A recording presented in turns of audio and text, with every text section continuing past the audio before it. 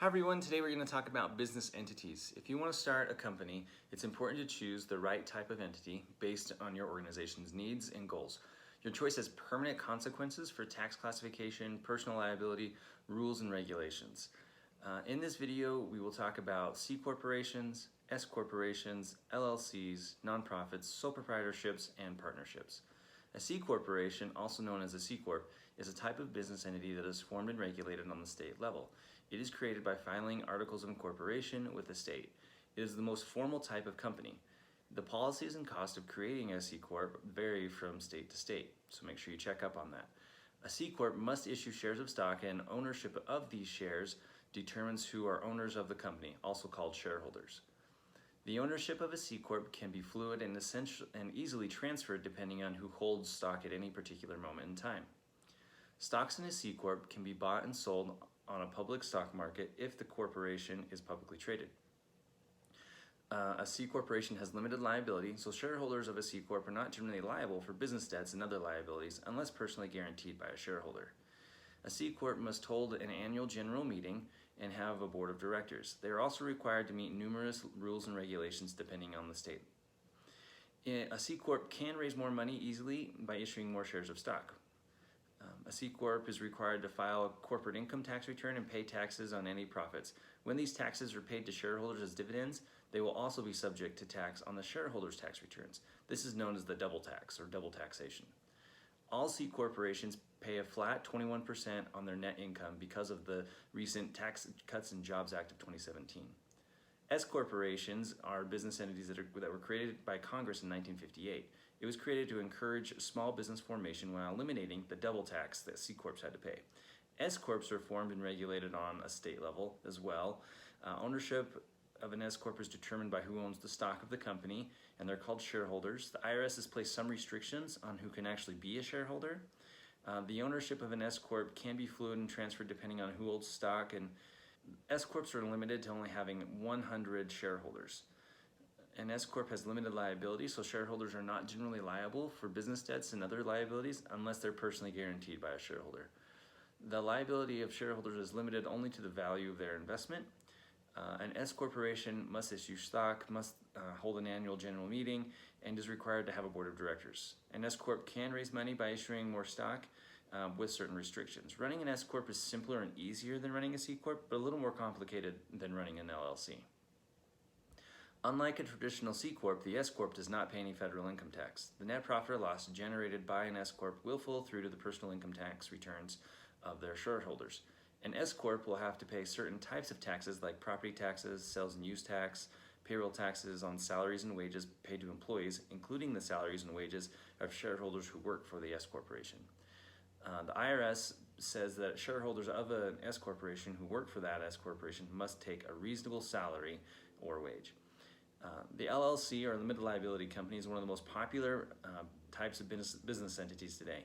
It's ideally suited for smaller organizations and startups for several reasons. Generally, LLCs are fast, easy, and inexpensive to form. Owners of an LLC are called members. LLCs have a simple business structure. Running an LLC is easier than running an S corp or a C corp, and they generally have fewer formal regulations. The cost and policies governing an LLC do vary from state to state, so make sure to check out your state's specific LLC laws and rules for additional information. Like S corps and C corps, LLCs provide their owners with limited liability protection. This means the business assets are owned separately by the LLC, not by the members. Any liability the business has, like loans or monies owed or lawsuits pending, that are not personally guaranteed are purely the liability of the business and do not generally have any impact on the individual members. An LLC by default does not pay federal income tax itself, although it can elect to be taxed as a C corp or an S corp. Instead, any net profit or loss is passed through to the personal tax returns of the individual members. It is then taxed as personal income by the IRS. In this sense, taxation of an LLC is very similar to the taxation of a sole proprietorship or partnership. It's important to note that an LLC will be liable for certain types of taxes, for example, sales and use taxes, property taxes, payroll taxes on the salaries and wages paid to employees, but not to the members' salaries and wages. Remember, members are taxed on their net share of income or loss and will be taxed on their personal returns. When you create an LLC, you may have the option to choose to be treated as an S corporation for tax purposes. This takes advantages of both types of business. The rules and regulations for running an LLC are less than running an S corp.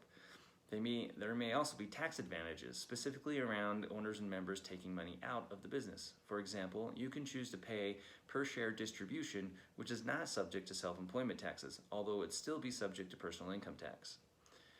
A nonprofit corporation is a type of corporation that donates any revenues generated to achieve a specific goal that is for the benefit of the public. Nonprofit corporations are allowed to create profits. However, those profits must be used to preserve the existence and expansion of the corporation. In the United States, a nonprofit corporation is formed by filing articles of incorporation in the state in which it will operate. Incorporating the nonprofit creates a legal entity and enables the organization to be treated as a corporation by law, granting it the same rights and privileges afforded to its counterpart, the for-profit corporation. Nonprofits are exempt from federal income tax, sales and use taxes, property taxes, and other taxes. However, they are taxed on money earned for non-related business activities. To be recognized as a nonprofit by the IRS, the corporation must file and obtain the appropriate classification. The majority of nonprofits qualify under Section 501c3 of the Internal Revenue Code. Before ending, a word on sole proprietorships and partnerships. Although these may not be formal business entities, some people may choose to complete work as sole proprietor or a partner. In these cases, there's generally no business entity.